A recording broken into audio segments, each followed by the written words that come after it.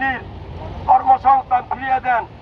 আমরা বেশি কিছু চাই না, আমরা সুন্দরভাবে জীবন যাপন করতে চাই, আমরা উচ্চ বিলাসিতা চাই না, আমরা চাই ডাল ভাত খেয়ে বাঁচার জন্য। হ্যাঁ, আমরা আপনার কাছে এসেছি, আপনি আমাদেরকে দয়া করে আমাদের অধিকার ফিরিয়ে দিবেন, এটি আমাদের আশা ভরসা। জাতি জানে যে আপনি যেইভাবে রাষ্ট্র পরিচালনার পদক্ষেপ নিয়েছেন, আমার বিশ্বাস আমরা 84টি ফ্যামিলি আপনার কাছে যত আকুল আবেদন করছি, আমরা কেউ ফিরত যাব না, আপনি আমাদেরকে খালি হাতে ফিরাবেন না, এটা আমরা মনে বুঝতে পারছি।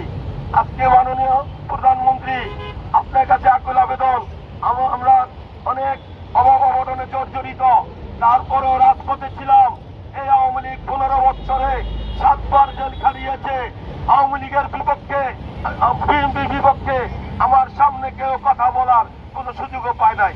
আমি সবসময় অ্যালার্ট ছিলাম, বিএনপির পক্ষে আমার সামনে কথা না বললে আমি ওর সাথে সম্পর্ক রাখতাম না।